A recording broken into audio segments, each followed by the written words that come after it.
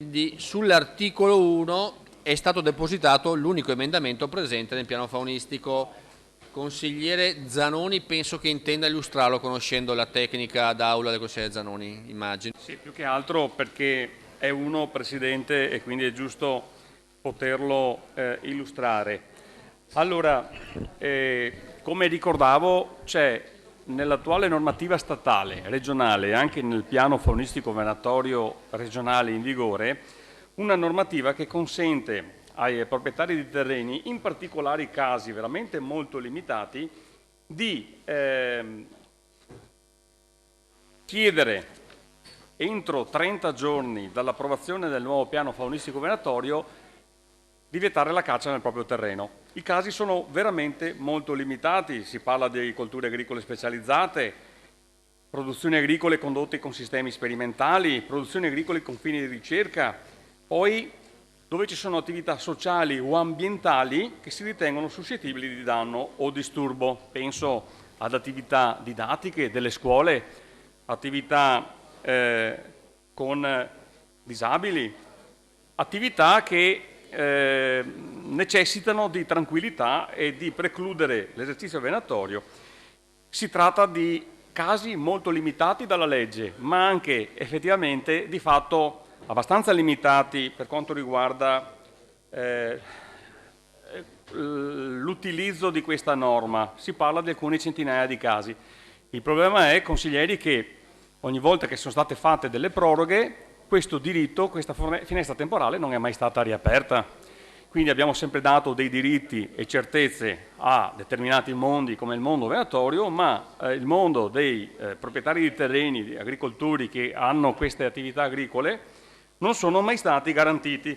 Quindi sicuramente nelle altre proroghe probabilmente non è neanche stato sollevato questo problema, però credo che se la legge è uguale per tutti deve essere uguale anche per questa categoria di cittadini. Tra l'altro io volevo anche aggiungere una cosa, colleghi, che è sempre passata sotto silenzio in quest'Aula e nella nostra regione. L'articolo 842 del Codice Civile prevede una servitù a danno dei possessori di fondi a favore di chi esercita la caccia. Questo è il Codice Civile.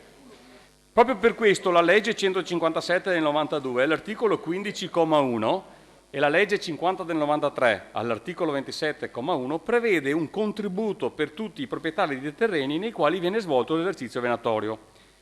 Risulta che a ben 24 anni dall'entrata in vigore di queste norme, la Regione Veneto e le province da lei delegate non hanno mai erogato un solo indennizzo a livello regionale. Negli ultimi anni ci sono stati dei proprietari che hanno inoltrato queste istanze di ottenimento dei contributi, spettanti per legge, naturalmente invano. Quindi abbiamo un'altra norma che a fronte di questa servitù vedrebbe degli indennizzi che non è mai stata attuata.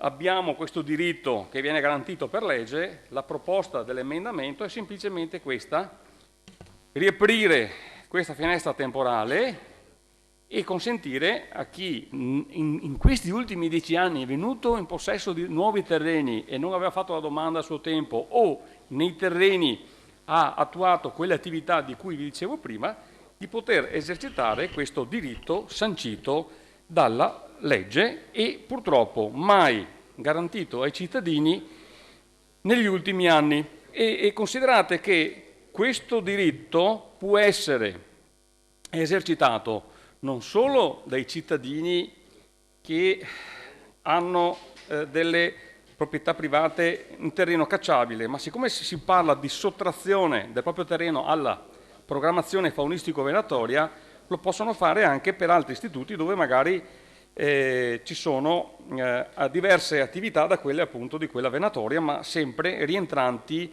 nella fattispecie del territorio agrosilvo-pastorale.